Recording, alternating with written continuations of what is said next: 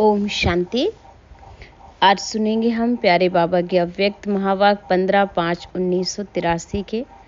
बाबा ने छोटे छोटे बच्चों के ग्रुप में पदरामणि की और उसमें बाप दादा आए और आकर के बच्चों से मुलाकात की और उनके बारे में बहुत कुछ विशेष सुनाया कि किस तरीके से बच्चे इस कार्य में सहयोगी बन सकते हैं और बच्चों का रोल कितना महान है।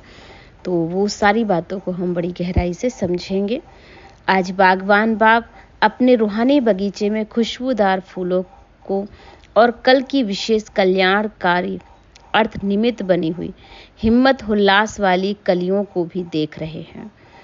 कल के तस्वीर की व तकदीर की तस्वीर है। नन्हे मुन्ने बच्चों को देख रहे थे। बाप दादा इन छोटे छोटे बच्चों की धरनी को चमकते हुए सितारे कहते हैं। यही लकी सितारे विश्व को नई रोशनी देने के निमित्त बनेंगे।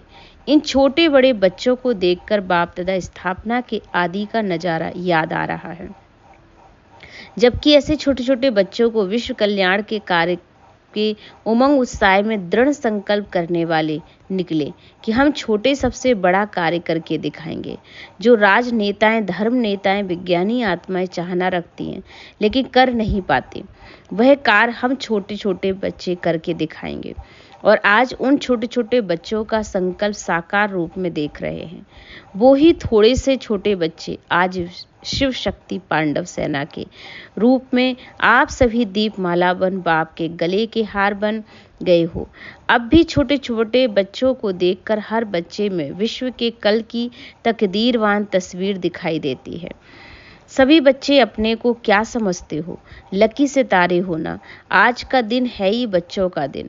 बड़े तो गैलरी में बैठ देखने वाले हैं। बाप दादा भी विशेष बच्चों को देखकर हर्षित होते हैं। एक एक बच्चा अनेक आत्माओं को बाप का परिचय दे बाप के वर्षे का अधिकारी बनाने वाले हैं। वैसे भी बच्चों को महात्मा कहा जाता है। सच्चे सच्चे महान आत्माएं अर्थात श्रेष्ठ पवित्र आत्माएं आप सब हो ना। ऐसी महान आत्माएं सदा अपने एक ही दृढ़ संकल्प में रहती हैं। सदा एक ही बाप और एक के ही श्रीमत पर चलना है। ये पक्का निश्चय किया है ना, तो अपने अपने स्थानों पर जाएं। किसी भी संग में तो नहीं आने वाले हो। आप सभी का फोटो यहाँ निकल गया, इसलिए सदा अपना श्रेष्ठ जीवन याद रखना। हम हर एक बच्चा विश्व के सर्व आत्माएं के श्रेष्ठ परिवर्तन के निमित्त हैं। सदैव याद रखना, इतनी बड़ी जिम्मेवारी उठाने की हिम्मत है। सभी बच्चे अमृत वेले से लेकर के अपनी सेवा की जिम्मेवारी निभाने वाले हैं। जो भी किसी भी बात की कमजोर हो तो उसको अभी से ठीक कर लेना। आप सभी के ऊपर सभी की नज़र है, इसलिए अमृत वेले से लेकर रात तक सहज योगी, श्रेष्ठ योगी, जो भी श्रेष्ठ जीवन के लिए दिनचर्या मिली है उसी प्रमाण सभी को यथार्थ रीति चलना पड़ेगा। ये अटेंशन अभी से दृढ़ संकल्प के रूप में रखना। सभी को योगी के लक्षणों का पता है। सब बच्चे बाप दादा को हर एक बात पर हाजी का रिस्पॉन्ड कर रहे हैं। योगी आत्माओं की बैठक चलन दृष्टि क्या होती है वह जानते हो? ऐसे ही चलते हो या थोड़ी थोड़ी चंचलता भी करते हो? सब योगी आत्माएं हो ना। जो दुनिया वाले कहते हैं ना, दुनिया वाले क्या करते हैं वह आप बच्चे नहीं कर सकते हो। आप महान आत्माएं ऐसे शांत स्वरूप रहो।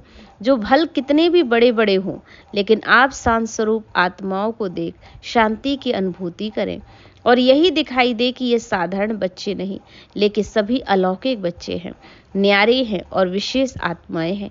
तो ऐसे चलते हो। अभी से यह परिवर्तन करना। आज सभी बच्चों से मिलने के लिए ही विशेष बाप दादा आए हैं, समझा? बच्चों के साथ बड़े भी आए हैं, बाप दादा भी आए हैं। सभी बच्चों को विशेष याद दे रहे हैं। साथ साथ यह तो सभी जानते ही हो कि वर्तमान समय प्रमाण बाप दादा सभी बच्चों को उड़ती कला की ओर ले जा रहे हैं। उड़ती कला का श्रेष्ठ साधन जानते हो ना? एक शब्द के परिवर्तन से सदा ही उड़ती कला का अनुभव कर सकते हो। एक शब्द कौन सा है? सिर्फ सब कुछ तेरा कह दो। मेरा शब्द बदल दिया, तेरा कर लिया। तेरा शब्द ही तेरा है बना देता है और यही एक शब्द सदा के लिए डबल लाइट भी बना देता है।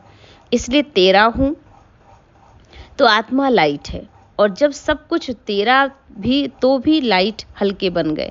तो सिर्फ एक शब्द तेरा है डबल लाइट बन जाने से, सहज उड़ती कला वाले बन जाते हो। बहुत समय का अभ्यास है मेरा कहने का, जिस मेरे शब्द ने ही अनेक प्रकार के फेरे में लाया है। अभी भी बाबा ने कहा एक शब्द को परिवर्तन कर लो, मेरा सो तेरा हो गया। यह परिवर्तन मुश्किल तो नहीं है, तो सदा इसी शब्द के एक शब्द के अंतर स्वरूप में स्थित रहो और समझा क्या करना है। सदा ही एक ही लगन में मगन रहने वाले ऐसी श्रेष्ठ आत्माएं वर्तमान भी श्रेष्ठ जीवन के अनुभव कर रही हैं और भविष्य भी उनका अविनाशी और श्रेष्ठ ही है।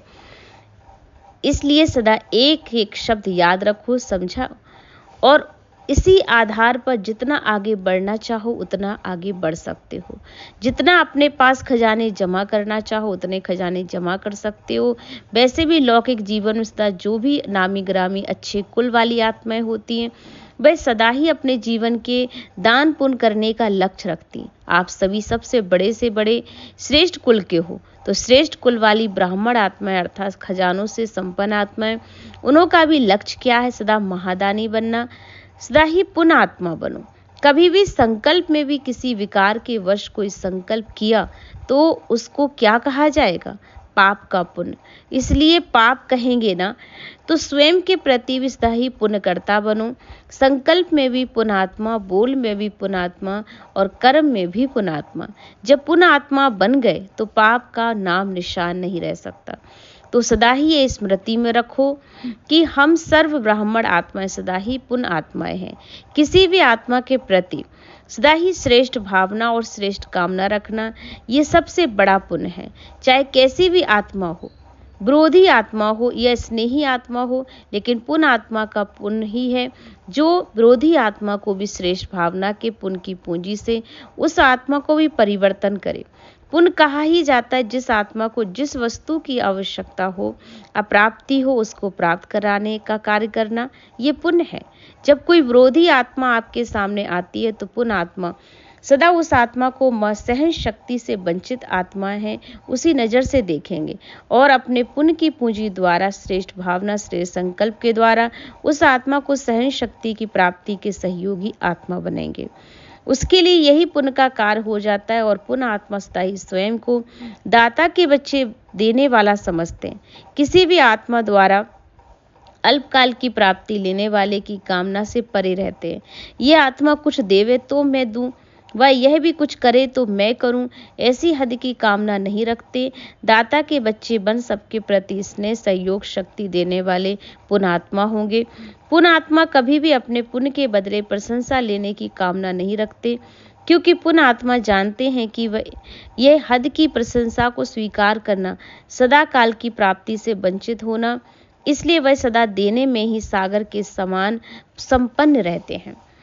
पुण्य आत्मा सदा ही अपने हर बोल द्वारा औरों को भी खुशी में और बाप के स्नेह में, अतीन्द्रिय सुख में, रूहानी आनंदमय जीवन का अनुभव कराएंगे।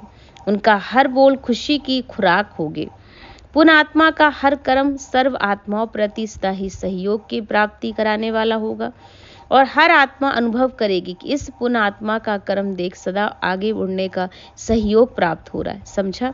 पुण्य आत्मा के लक्षण तो ऐसे सदा ही पुण्य आत्मा बनो, अर्थात श्रेष्ठ ब्राह्मण जीवन का प्रत्यक्ष स्वरूप बनो।